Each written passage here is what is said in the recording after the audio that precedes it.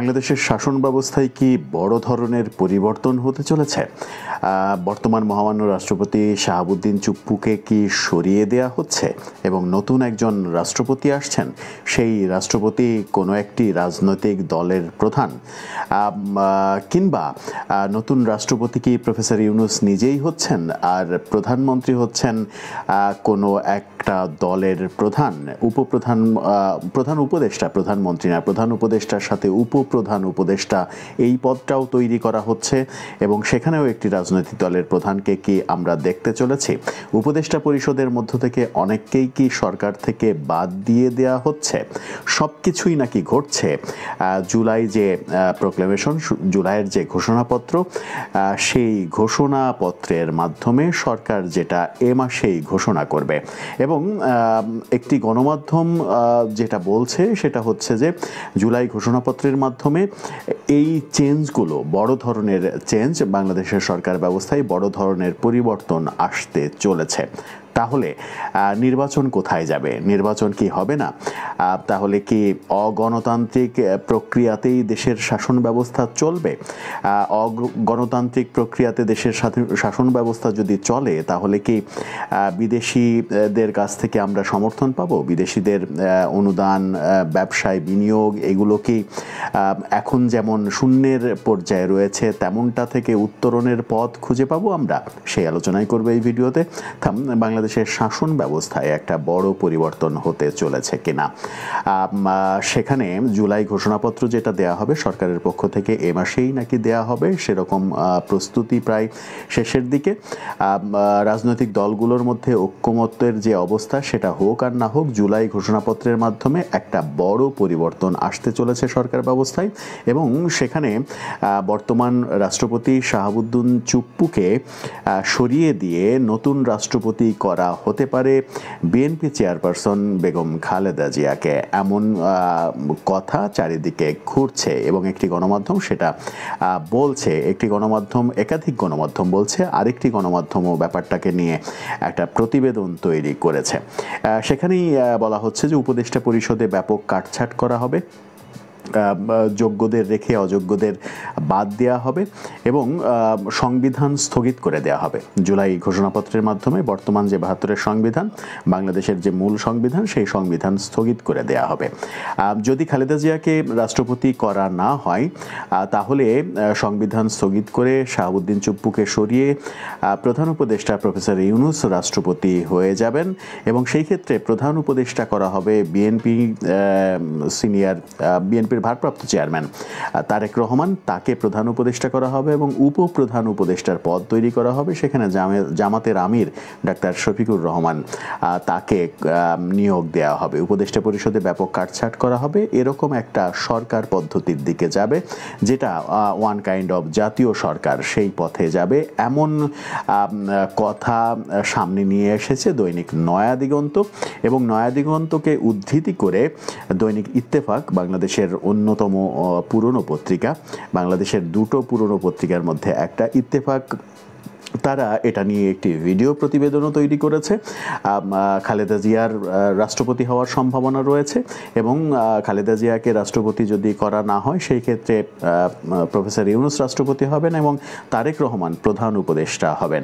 সেখানে অন্যান্য রাজনৈতিক দল থেকেও কয়েকজন উপদেষ্টা নেওয়া হবে, এমন তত্ত্বের দিকে এগোচ্ছে সরকার, তেমনটাই বলা হয়েছে এই প্রতিবেদনে। মূলত খালেদা জিয়াকে রাষ্ট্রপতি করা হবে, এই ব্যাপারটা মাথাচাড়া দিয়ে ওঠে বিদেশে থাকা একজন ইউটিউবার ফেসবুকে পোস্ট করেন যখন, যে আগামীর রাষ্ট্রপতি খালেদা জিয়া, তখন থেকেই এটা নিয়ে ব্যাপক গুঞ্জন শুরু হয় এবং বাংলাদেশের প্রায় প্রত্যেকটা গণমাধ্যম, তাদের আসলে তো এখন আর সংবাদের কাছে সাংবাদিক খুব কম যায়, সাংবাদিকের কাছে সংবাদ আসে, সেই কারণেই ফেসবুকে কে কি পোস্ট দিল এগুলোই এখন বাংলাদেশের গণমাধ্যমগুলোর অন্যতম সংবাদের কন্টেন্ট হয়ে দাঁড়িয়েছে। সেই ব্যাপারটা নিয়ে বাংলাদেশের সব গণমাধ্যম খবর করছে যে অমুক ফেসবুক পোস্টে খালেদা জিয়াকে রাষ্ট্রপতি বানাতে চান। তারপর থেকেই এই ব্যাপারগুলো আলোচনায় এসেছে। মূলত এই ফেসবুক পোস্টার ঘটনা ঘটেছে দুদিন আগে 30 তারিখে জুনের 30 তারিখে এই ঘটনাটা ঘটেছে। তারপর থেকে এই আলোচনা যখন তুঙ্গে, তখন দৈনিক নয়া দিগন্ত এবং দৈনিক ইত্তেফাক এরকম খবর সামনে নিয়ে এসেছে। এখন সংবিধান স্থগিতের বিষয়ে জুলাই ঘোষণাপত্রের মাধ্যমে সংবিধান স্থগিত করে দেওয়া হবে, অর্থাৎ 72-এর সংবিধান অনুযায়ী দেশ আর চলবে না। ধরে নিলাম সংবিধান স্থগিত করে দেয়া হবে, তাহলে তার রিপ্লেসমেন্ট হিসেবে যে সংবিধান মানে আসবে, অর্থাৎ যে সংবিধানের আলোকে দেশ চলবে, সেটা কি তৈরি করা হয়েছে? যদি সংবিধান স্থগিত করে দেয়া হয়, তাহলে কিসের ভিত্তিতে কোর্টে বিচারকরা বিচার করবেন? কোন আইনের? সংবিধান অনুযায়ী তো আদালতে বিচার হয়। তো সংবিধান যদি রহিত করে দেয়া হয়, বাতিল করে দেয়া হয়, তাহলে আদালতে কোন আইনে বিচারকরা বিচার কাজ করবেন? পুরো আদালত বিচার ব্যবস্থা কি স্থবির হয়ে পড়বে না যদি সংবিধান না থাকে? একটা রূপরেখা তো প্রয়োজন। তাহলে কি তলে তলে সরকার নতুন সংবিধান তৈরি করে ফেলেছে, সেটাই বলবে যে 72-এর সংবিধান বাদ, এখন থেকে এই সংবিধানের আলোকে দেশ চলবে? এরকম পরিস্থিতিতে সেনাবাহিনীর ভূমিকা কি হবে? যখন গণতান্ত্রিক প্রক্রিয়া আরও ডিলে করার কথা শোনা যাচ্ছে, যে গণতান্ত্রিক প্রক্রিয়া আরও ডিলে হচ্ছে, অর্থাৎ নির্বাচন কবে হবে এই ব্যাপারে কোনো নিশ্চয়তা নেই। প্রধান নির্বাচন কমিশনারও বলেছেন যে প্রধান উপদেষ্টার সঙ্গে যে বৈঠক হয়েছে, সেখানে জাতীয় নির্বাচন কবে হবে সেই জাতীয় কোনো আলাপ হয়নি। তার মানে সরকার অন্য পথেই কি হাঁটছে, নাকি মুখরোচক খবর দিচ্ছে এই সকল গণমাধ্যমগুলো তাদের ভিউ বাড়াতে, তাদের কাটতি বাড়াতে এই মুখরোচক খবরগুলোকে সামনে নিয়ে আসছে? একটা অবজারভেশন আমার তরফ থেকে, সেটা হচ্ছে যে খালেদা জিয়াকে রাষ্ট্রপতি করা হবে কিংবা তারেক রহমানকে প্রধান উপদেষ্টা করা হবে, যেখানে আগামী নির্বাচনের মাধ্যমে বিএনপির ক্ষমতায় যাওয়া মোটামুটি নিশ্চিত। জনপ্রিয়তার ভিত্তিতে, যেহেতু আওয়ামী লীগ নির্বাচন করছে না, কিংবা করলেও সেই শক্তি নিয়ে নির্বাচন করতে পারবে না, সেই ক্ষেত্রে একেবারে দিনের আলোর মতো স্পষ্ট যে বিএনপি নির্বাচন করলেই সরকার গঠন করবে। সেখানে গণতান্ত্রিক প্রক্রিয়ায় খালেদা জিয়া কেন রাষ্ট্রপতি হতে যাবেন, কিংবা তারেক রহমান কেন প্রধান উপদেষ্টা হতে যাবেন, সেটা একটা বড় প্রশ্ন। তাদের কি মাথা নষ্ট হয়ে গেছে? তাহলে ভাবতে হবে। আমার মনে হয় যে তাদের মাথা নষ্ট হয়নি, তারা ঠিকই এই ভাবনাটা ভাবতে সক্ষম যে অগণতান্ত্রিক উপায়ে রাষ্ট্রপতির পদ কিংবা প্রধান উপদেষ্টার পদ নিলে আখেরে লসটা বিএনপিরই হবে। এই লসটা বিএনপির করানোর জন্যই কি একটা পক্ষ নানা ধরনের কলকবজা নাড়াতে শুরু করেছে, যে বিএনপি যেন এই ধরনের ফাঁদে পা দেয় এবং বিএনপির রাজনৈতিক অবস্থা যেন একেবারে ভঙ্গুর পর্যায়ে চলে যায়? সেই দিকেই কি এগোচ্ছে? যখন রাষ্ট্রপতি হবেন খালেদা জিয়া কিংবা প্রধান উপদেষ্টা হবেন তারেক রহমান, অগণতান্ত্রিক প্রক্রিয়ায় যখন দেশ চলতে থাকবে, তখন আন্তর্জাতিক পর্যায়ে প্রচুর বাধা আসবে, আন্তর্জাতিক সমর্থন পাওয়া যাবে না। আন্তর্জাতিক সমর্থন যদি পাওয়া না যায়, দেশের অস্থিরতা যদি কমানো না যায়, তাহলে সরকারের কাছের যে রাজনৈতিক দল রয়েছে, তারা কি এদের বিরুদ্ধে একটা নতুন আন্দোলন তৈরি করে ফেলবে না, যে আপনি পাচ্ছেন না, আপনারা পারছেন না, আপনারা সরে যান, আপনারা বিদায় নেন, যারা পারবে তারা ক্ষমতায় আসবে? তার মানে হচ্ছে যে একটা পরিকল্পিত ভাবে অন্যদিকে মোড় ঘোরানোর জন্য, বর্তমান মোড়টা, রাজনীতির মোড়টা অন্যদিকে ঘোরানোর জন্যই কি কেউ কেউ কলকবজা কলকাঠি নাড়াচ্ছেন? আমার মনে হয় যে সেরকমটাই হতে পারে। কারণ এই মুহূর্তে যখন ক্ষমতায় যাওয়া নিশ্চিত নির্বাচনের মাধ্যমে, তখন এই অগণতান্ত্রিক উপায়ে খালেদা জিয়া রাষ্ট্রপতি হতে চাইবেন কিংবা তারেক রহমান প্রধানমন্ত্রী হতে চাইবেন, এই ভাবনাটা আমার মনে হয় বোকার ভাবনা। যদিও একটা সুর উঠেছে যে এই মাসেই তারেক রহমান ফিরছেন, 28 জুলাই তিনি দেশে ফিরবেন, এরকম আলোচনা হচ্ছে।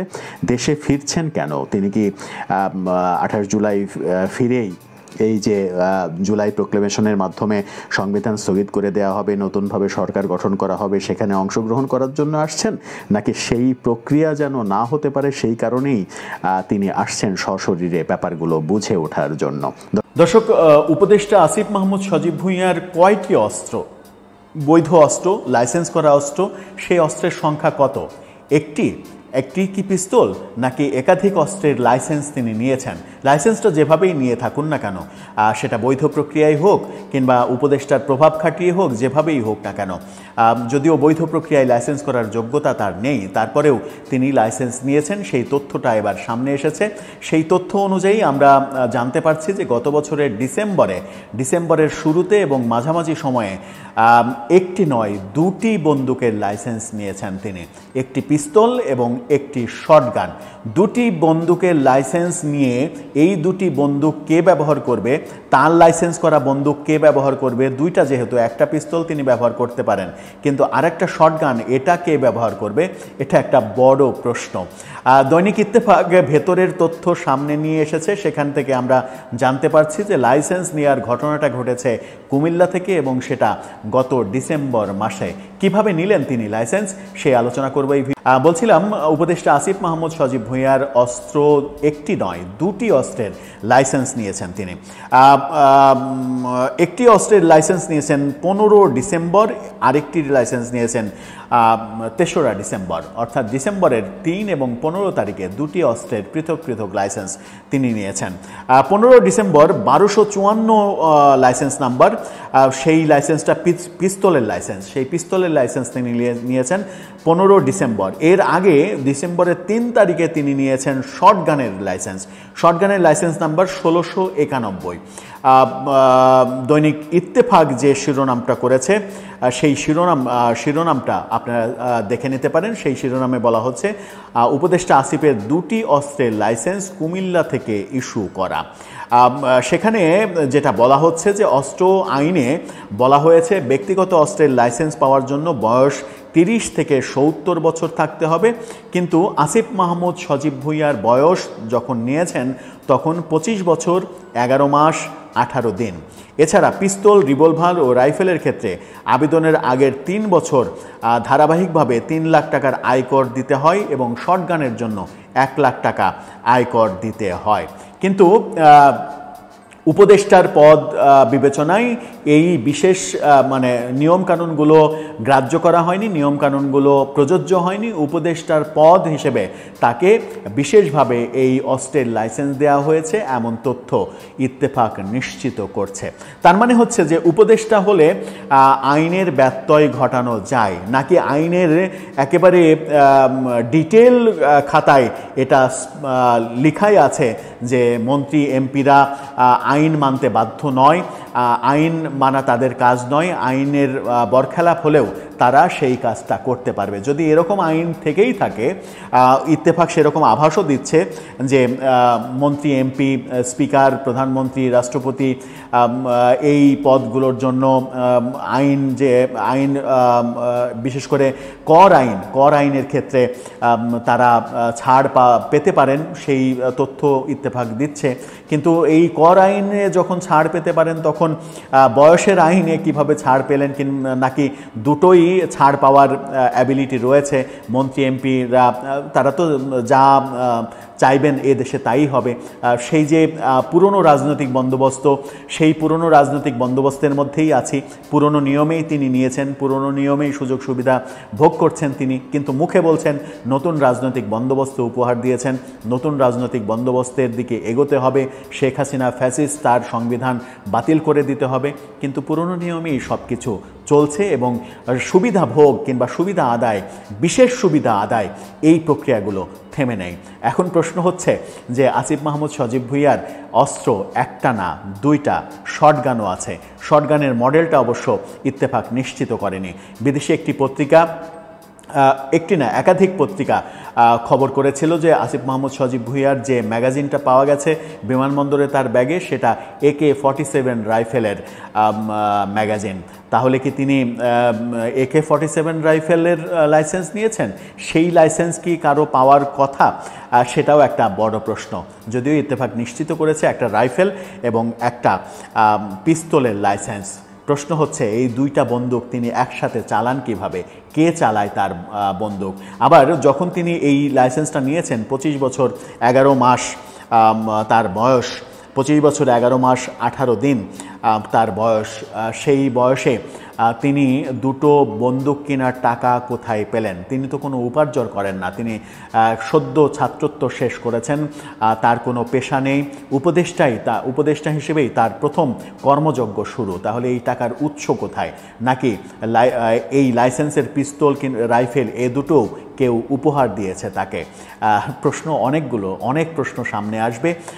এত প্রশ্ন সামনে আসতো না যদি আমরা নতুন রাজনৈতিক বন্দোবস্তের প্রত্যাশা না করতাম। সব কিছুই চলছে পুরনো বন্দোবস্তে, কিন্তু কথার ফুলঝুরি সাজাচ্ছি আমরা নতুন রাজনৈতিক বন্দোবস্তের। এটাই এক ধরনের হিপোক্রেসি, এটাই এক ধরনের দ্বিচারিতা, এটাই এক ধরনের স্ববিরোধিতা। দর্শক, আপনার মতামত জানিয়ে লিখতে পারেন আমাদের